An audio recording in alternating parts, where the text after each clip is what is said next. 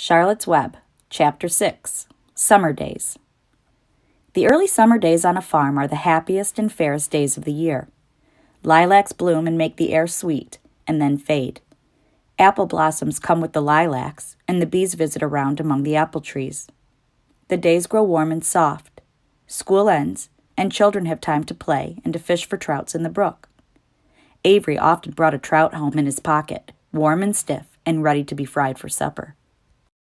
Now that school was over, Fern visited the barn almost every day to sit quietly on her stool. The animals treated her as an equal.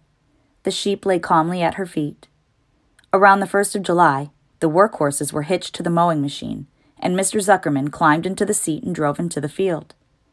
All morning you could hear the rattle of the machine as it went round and round, while the tall grass fell down behind the cutter bar in long green swaths. Next day, if there was no thunder shower, all hands would help rake and pitch and load, and the hay would be hauled to the barn in the high hay wagon, with Fern and Avery riding at the top of the load. Then the hay would be hoisted, sweet and warm, into the big loft, until the whole barn seemed like a wonderful bed of timothy and clover. It was fine to jump in, and perfect to hide in. And sometimes Avery would find a little grass snake in the hay, and would add it to the other things in his pocket.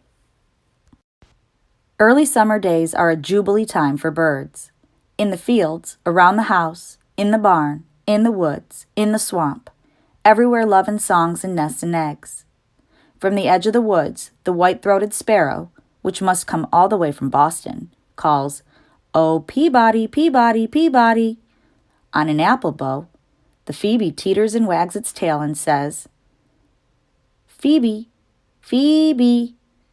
The song sparrow, who knows how brief and lovely life is, says, "Sweet, sweet, sweet interlude, sweet, sweet, sweet interlude." If you enter the barn, the swallows swoop down from their nests and scold. "Cheeky, cheeky," they say. In the early summer, there are plenty of things for a child to eat and drink and suck and chew. Dandelion stems are full of milk, clover heads are loaded with nectar, the Frigidaire is full of ice-cold drinks. Everywhere you look is life. Even the little ball of spit on the weed stalk, if you poke it apart, has a green worm inside it. And on the underside of the leaf of the potato vine are the bright orange eggs of the potato bug. It was on a day in early summer that the goose eggs hatched. This was an important event in the barn cellar. Fern was there, sitting on her stool, when it happened. Except for the goose herself, Charlotte was the first to know that the goslings had at last arrived. The goose knew a day in advance that they were coming. She could hear their weak voices calling from inside the egg. She knew that they were in a desperately cramped position inside the shell and were most anxious to break through and get out. So she sat quite still and talked less than usual. When the first gosling poked its gray-green head through the goose's feathers and looked around, Charlotte spied it and made the announcement.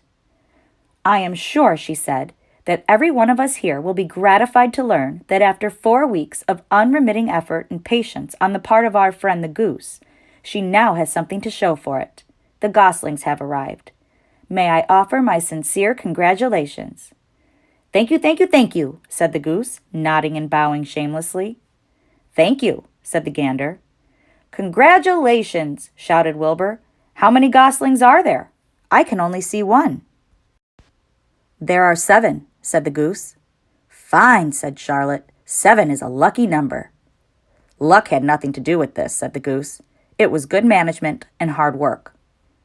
At this point, Templeton showed his nose from his hiding place under Wilbur's trough. He glanced at Fern, then crept cautiously toward the goose, keeping close to the wall. Everyone watched him, for he was not well liked, not trusted. "Look," he began in his sharp voice. "You say you have 7 goslings. There were 8 eggs. What happened to the other egg? Why didn't it hatch?"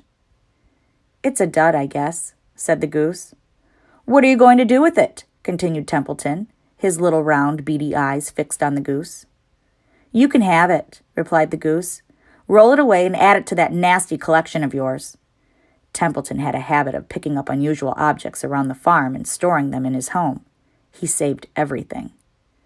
"Certainly, certainly, said the gander. "You may have the egg.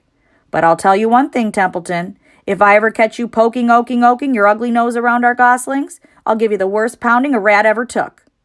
And the gander opened his strong wings and beat the air with them to show his power.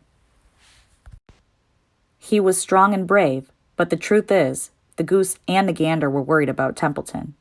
And with good reason. The rat had no morals, no conscience, no scruples, no consideration, no decency, no milk of rodent kindness, no compunctions, no higher feeling, no friendliness, no anything. He would kill a gosling if he could get away with it.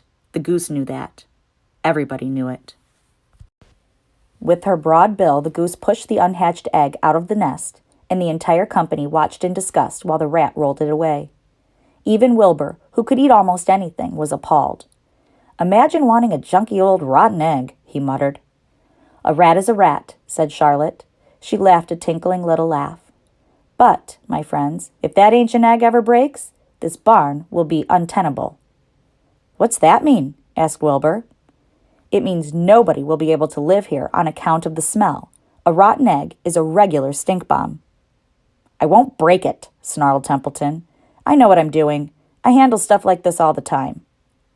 He disappeared into his tunnel, pushing the goose egg in front of him. He pushed and nudged till he succeeded in rolling it to his lair under the trough. That afternoon, when the wind had died down and the barnyard was quiet and warm, the gray goose led her 7 goslings off the nest and out into the world. Mr. Zuckerman spied them when he came with Wilbur's supper. "Well, hello there," he said, smiling all over. "Let's see. 1, 2, 3, 4, 5, 6, 7. 7 baby geese. Now isn't that lovely?" To continue to Chapter 7, please click the link.